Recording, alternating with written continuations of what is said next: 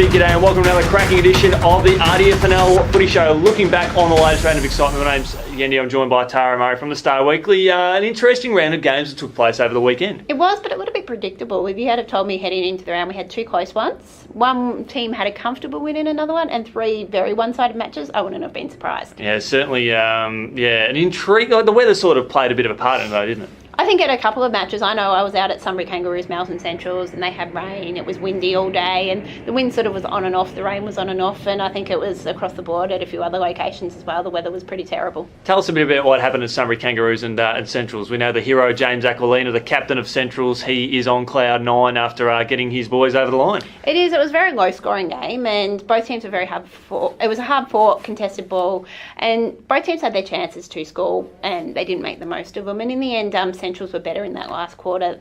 They used the wind in the third quarter, got ahead, and then Sunbury Kangaroos were a little bit wasteful in that last quarter. I think they had 11 of the first 12 inside 50s in the last quarter, just kicked one goal, and then Centrals with their second inside 50 ended up getting a goal, which was the sealer. So both of these sides had a similar form line going into the match, and it was a bit of a reward for effort for Centrals. I spoke to both coaches afterwards. I know Centrals were pretty happy with that to finally get a win after playing three really good first halves and not being able to go on with it. So it was good for them. For the Kangaroos, they are struggling a little bit. I think they had 17 players out across their seniors and reserves, and they're struggling for numbers in their 19s as well, so it's hard to push guys up there, and in the end probably a little bit disappointed. And I think speaking with Anthony Layden, he said Centrals wanted the ball a little bit more. Yeah, and probably the win's better for the Centrals given that they're still a developing side at the moment, and as you say, that to be able to finish games off strongly hasn't been their strong point this year, and to be able to get that win and sort of do something they haven't done for most of the season is really a full credit to them. It is. It's a lot of confidence booster there for them. So, and I think for the first time in a long time, they've had a lot of wins over the Sunbury Kangaroos in the one day. So I think all their teams that played Sunbury Kangaroos got the win. Their A-grade netballers who did play Romsey had a loss,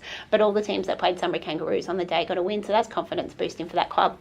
Something that a team that's sort of lacking a little bit of confidence at the moment, I wouldn't have thought I'd say this, but Macedon's lacking a little bit of confidence after going down to Diggers Rest, and maybe not necessarily confidence the way they've been playing, but the way they've been kicking, because they had a disappointing last quarter and they almost kicked themselves out of the game. And in the end, they had more scoring shots than Diggers Rest and failed to get over the line. Look, I don't think it's necessarily a lack of confidence. It's a side that's building into the season that's lost two matches against two sides we expect to be up there. So they've got a lot of change in the lineup as well. There's a few younger guys in there. They lost 5 or 6 players from last year's premiership side, and you've always got players in and out of the team as well. So for Macedon, I'm not worried about them at all. They're going to take time to build, and I expected that heading into the season. You look, they've only lost to Diggers Rest and Rupert's Wood, and the Diggers Rest game, they were in it to the end. It was only 8 points, and it was Diggers Rest getting over the line in a fourth quarter as well.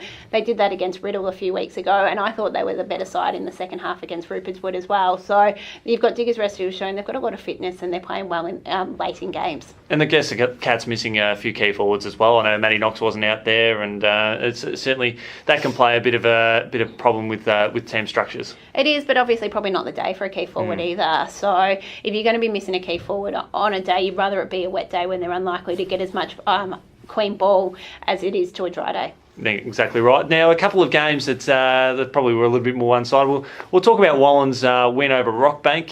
Wallen looked like they were set for a big win, and Rockbank sort of kicked a few goals late in the game just to sort of hit the scoreboard. No surprise here. What we've seen the last couple of years, Wallen smashes these lower sides. They've done it last year, and I think they even did it the year before.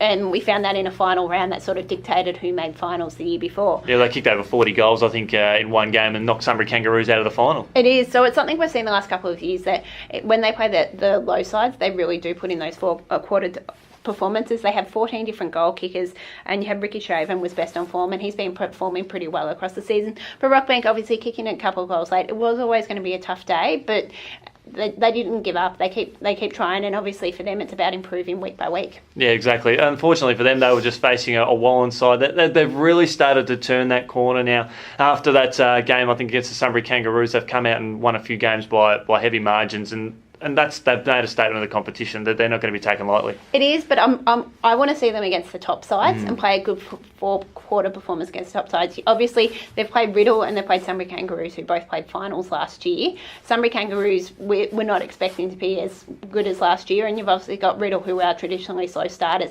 They get to play four-quarter performance against one of those top sides. That's what I want to see from Wallen. What happened over at Pink Day over at Romsey Park, where Romsey took down Lancefield in a very one-sided affair? I know, it was 132-2, one of two games where we had sides that didn't kick a goal, so it didn't surprise me here. You've got Romsey, who is a lot further ahead than Lancefield in where they sit, and the scoreline reflects where the two sides are at. You've got Chris Burker kicked 4 goals for Romsey, so they've got a few different forward options we've seen the last few weeks, and it just reflects where they are. Yeah, what about how Lancefield are sort of travelling? A few disappointing losses in a row after beating Broadford only a handful of weeks ago. It seems like a long way away. It does, but obviously they've been playing a lot of the higher sides, so we sort of expected that. They've got a tough draw this year. They've got a tough draw, but they probably don't have the cattle that some of these other sides have in the park, so it's not unexpected to have a result like that. Yeah, exactly. Speaking of Broadford, they had a pretty forgettable day against Riddle.